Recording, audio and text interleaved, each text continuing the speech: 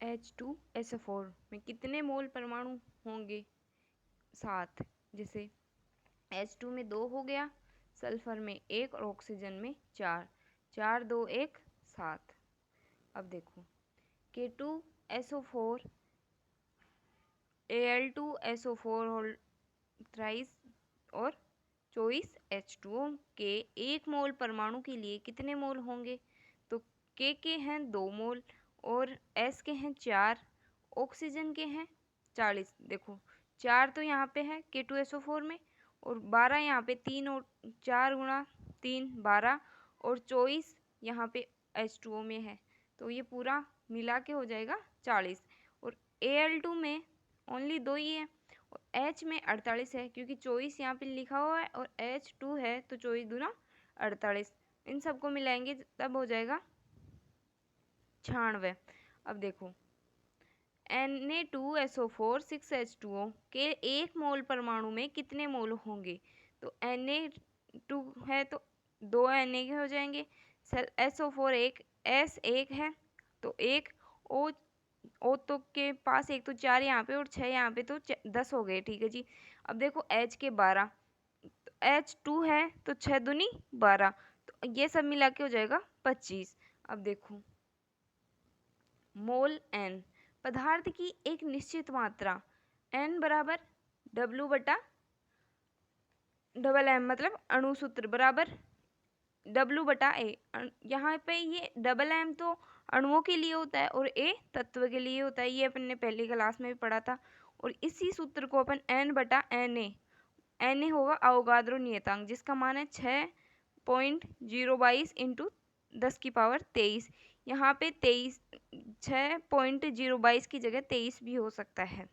आदर्श gas समीकरण से PV बराबर nRT STP पर P बराबर प्रेशर बराबर 1 atm और टेम्परेचर बराबर होएगा 0 डिग्री सेल्सियस, जो केल्विन में 273 केल्विन हो जाएगा। V बराबर 22.4 इंटू N लीटर केवल गैस के लिए प्रयोग में लाई जाएगी। R का मान होगा 0.0821। V बराबर 22.7 N जब बार दिया हो तब यूज करेंगे। जब STP या NTP पर दाब एक बार दिया हुआ हो तो इसका यूज करेंगे 22.7 का। एक बार का मान होएगा 22.7। Calcium phosphate K3PO4 whole twice के 1 प्रतिदर्श में 8 मोल ऑक्सीजन उपस्थित होते हैं। इस प्रतिदर्श में Ca परमाणु के मोल की संख्या कितनी होगी? इसमें Ca3 दे रखा है तो ऑब्वियसली 3 ही होंगे। अब देखो H2SO4 तथा Al2SO4 3 के द्रव्यमानों का अनुपात ज्ञात करो यदि प्रत्येक में 32 ग्राम सल्फर उपस्थित हो। N बराबर W बटा A, 1 बराबर W बटा 32, मतलब सल्फर का 32 होता है। तो 1 मोल S बराबर 1 मोल H2SO4, तो 32 ग्राम सल्फर बराबर 1 मोल H2SO4। तो भार क्या होगा? तो N इंटू डबल M बराबर 1 इंटू 98, मतलब 1 गुणा 98, तो 98 आंसर आ जाएगा इसका। ठीक है जी। अब देखो 200 ग्राम CO3 में CaCO3 के अणुओं की संख्या क्या होगी? N बराबर W बटा डबल M बराबर N अपॉन Na। ये इनमें से कोई सा भी सूत्र अपन यूज कर सकते हैं। अब तो यहाँ देखो कार्बन के होते हैं 12 ग्राम मोल दे रखे हैं, ऑक्सीजन के 16 ग्राम मोल दे रखे हैं और कैल्शियम के 40 ग्राम मोल दे रखे हैं। N बराबर W बटा डबल M बराबर N अपॉन Na।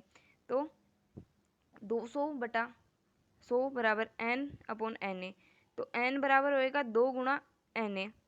यहाँ पे 2 बचा है क्योंकि 00 से 00 कट गए। अब Na का मान कितना है? 6.023 इंटू 10⁻23, तो 2 गुणा ये भी कर देंगे। ठीक है जी। अब देखो क्वेश्चन देखो 300 ग्राम CaCO3 में ऑक्सीजन के परमाणु की संख्या क्या होगी? सबसे पहले मोल निकाला। अब मोल बराबर होता है भार बट्टा अणुभार W बटा डबल M बराबर। अब देखो 300 ग्राम दे रखा है। अच्छा जी, तो अपन ने कर दिया 300 और अणुभार कैल्शियम CaCO3 का होता है पूरा 100, तो ये 3 ही बचेगा यहाँ पे, 100 से 2 जीरो कट जाएगी। तो अब देखो CaCO3 के 1 मोल में ऑक्सीजन की परमाणु संख्या 3 है, तो 3 मोल CaCO3 के भीतर 9 मोल ऑक्सीजन के होगी।